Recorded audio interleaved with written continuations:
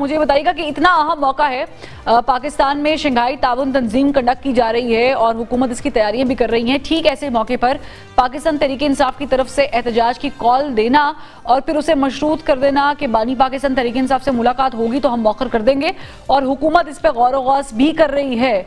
तो क्या हुकूमत ये मुतालिबा मान लेना चाहिए? फरवा, बहुत सी बातें तो आपने खुद कर दी कि किन किन मौक़ों पे इन्होंने एहतजाज किया और किस लिए किया। जिस तरह कि आपने ख़ुद कहा कि जब चीन के प्रेसिडेंट आ रहे थे या IMF को खतूत लिखे या अमेरिकन कांग्रेस के जो मेंबर हैं उन्होंने किन मुतालबात पे इनके मुतालबात पे क्या कुछ कहा, और जो इसराइल के हमायत याफ्ता हैं या हमायत करने वाले कांग्रेस के मेंबर हैं उन्होंने भी इमरान खान को किस तरह सपोर्ट किया या किस तरह उनकी सेहत, उनकी कैद के हवाले से तशवीश का इजहार किया। ये बातें तो एक हकीकत है।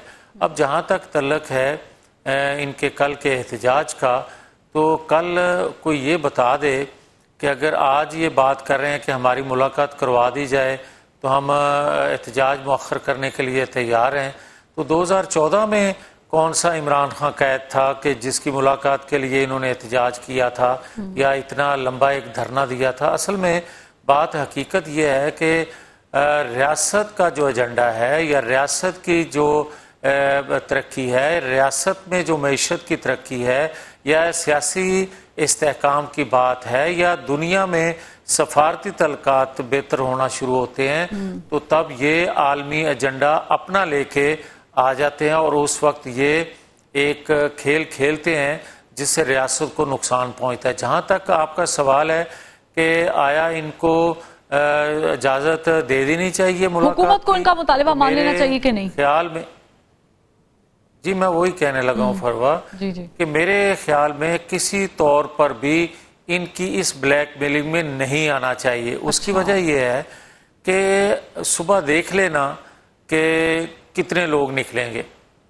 इनके अपने हामी जो लोग हैं, मैं नहीं कहता कि इनको छोड़ गए हैं, जो इनके अपने हामी लोग हैं मगर रियासत के अंदर रहते हैं, वो रियासत से जो है जंग नहीं चाहते, वो रियासत का नुकसान नहीं चाहते, मगर इनका अपना एजेंडा जो है वो एक एक करके बेनकाब हो रहा है कि कौन सोच सकता है दीगर जमातें जो हैं अपोजिशन की, क्या वो हुकूमत की हामी है? लेकिन क्या हम लोग जब अपोजिशन में होते हैं, जो भी है अपार्ट फ्रॉम द डिफरेंसेस, वो पाकिस्तान के साबिक वजीर आजम तो है ना। अब उनके बारे में अगर उमर अयूब साहब उनकी हालत के बारे में ट्वीट कर रहे हैं कि ना उनके पास अखबार है, ना TV है, ना खाने पीने के लिए कोई बेहतर सहूलियात है, बल्कि वो बीमार भी हैं, उनका चेकअप भी नहीं किया जा रहा, तो ये तो बड़े सीरियस कंसर्न्स हैं।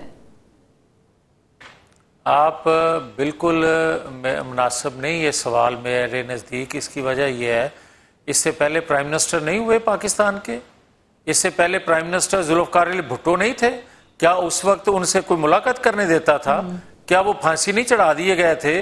3 दफा नवाज शरीफ की बंदूक के नोक पे उस वक्त तो दौरे हुकूमत जमहूरियत का भी नहीं था जब जुल्फ़िकार अली भुट्टो साहब को फांसी चढ़ाई गई थी। अब तो उसके साथ कंपैरिजन ना करें ना, तो जमहूरियत है। मुझे नहीं फरवा नहीं, मैं मुनासिब एक तो मुझे बात मुकम्मल कर लेने दिया करें और फिर आप सवाल कर लें।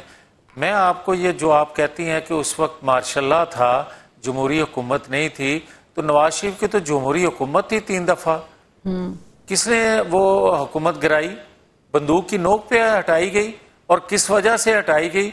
पहले आपको उसने मईशत को बेहतर किया तो उसकी सजा मिली, दूसरी दफा उसने आपके दिफा को नाकाबिले तस्खीर बनाया, फिर सजा दी गई, तीसरी दफा उसने CPAC दिया, अंधेरे दूर किए, दहशतगर्दी का खात्मा किया और आपने बंदूक की नोक पे बाहर निकाल दिया। मगर क्या किसी एक ने भी ये मुतालबा किया कि कोई फॉरेनर, कोई डेलीगेशन ही, ये तो बहुत से ममालिक के सरबराहान आ रहे हैं, कभी किसी ने उस मौके पे जब कोई डेलीगेशन आया हो पाकिस्तान में उसके खिलाफ या उस मौके पे किसी ने एहतजाज किया है? खुदा का खौफ करें, आप किससे मिला रहे हैं ये शख्स कि एक दफा का प्राइम मिनिस्टर, और जिस तरह प्राइम मिनिस्टर लगाया गया और फिर उसके बाद मुझे ये बताएं अदम एतमाद से वो बंदा हटाया गया, अदम एतमाद से हटाया गया जो अभी आप इंट्रो में बात कह रही थी सेम पेज, क्या उस वक्त सेम पेज नहीं था 2018 में?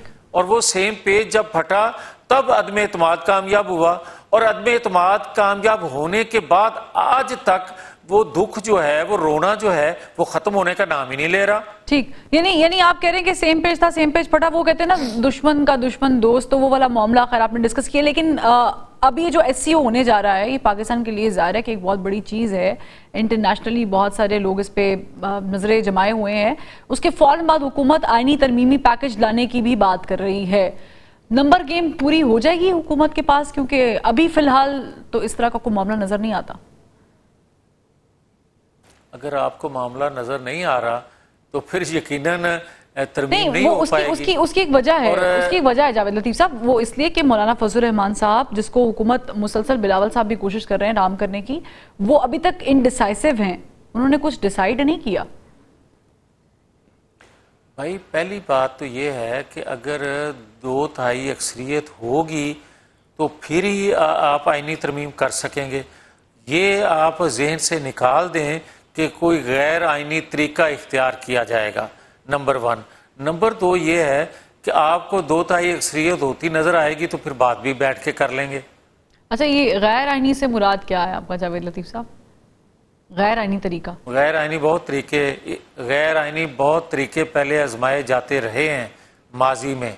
हाँ। ये एक हकीकत है। ये वही गैर आईनी तरीके तो नहीं है जिनपे का वोट कास्ट किया जाता था?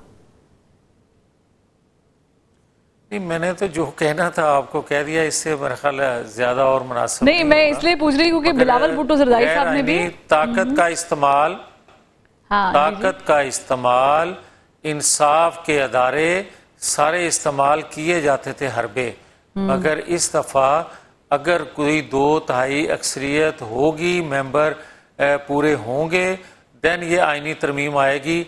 कोई गैर आईनी तरीका ना हम सपोर्ट कर सकते हैं ना करना चाहिए। अच्छा, ये भी बताइएगा जावेद लतीफ साहब कि वजीर कानून हमारे तार साहब वो इतने एक्टिव या प्रो एक्टिव नजर नहीं, कि ये बड़ा इंपॉर्टेंट मामला है। वजीर कानून जो आजम नज़ीर तार साहब हैं, वो इतने ज़्यादा प्रोएक्टिव नज़र नहीं आते जितने बिलावल भुट्टो जरदारी साहब प्रोएक्टिव नज़र आते हैं। यानी आज भी उन्होंने ये बात कन्वे की कि हम मौलाना फजल रहमान साहब को मनाने की कोशिश करेंगे एक मरतबा फिर, और बड़े ऑप्टिमिस्टिक नज़र आते हैं, बड़ी ऑप्टिमिस्टिक बॉडी लैंग्वेज है। तो पीपल्स पार्टी का इसमें क्या इंटरेस्ट हो सकता है, और आईनी अदालत का क़याम, और उस पर भी बहुत सारे क्वेश्चन हैं, क्योंकि मौलाना फजल रहमान साहब आईनी अदालत के क़याम में हुकूमत के साथ एक पेज पर नज़र नहीं आते हैं। और फिर टाइमिंग बड़ी इंपॉर्टेंट है, क्योंकि जो आईनी तरमीमी पैकेज हुकूमत लेके आना चाह रही है, उसके ऊपर तमाम तर स्टेक होल्डर्स को एक होना बड़ा जरूरी है। Javed Latif sahab, can you hear me now? Am I audible? Yes, ठीक है। जावेद लतीफ साहब, ये बताइएगा कि आजम नज़ीर तार साहब इतने ज्यादा प्रोएक्टिव नजर नहीं आते हैं जितने बिलावल भुट्टो जरदारी साहब नजर आ रहे हैं।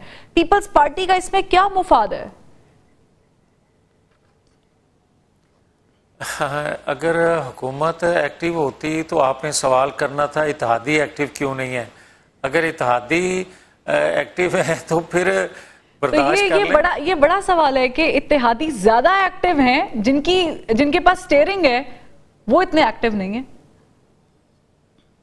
नहीं, आपने देखा कि जब 2-3 दिन सेशन चला, छुट्टी के दिन भी, तो फिर आपने कहा कि हुकूमत बहुत एक्टिव है, और जो इसके इत्तेहादी हैं वो कहते हैं कि हमें कोई इंटरेस्ट नहीं, या टाइम मिलना चाहिए, या इस पे गुफ्तगू होना चाहिए।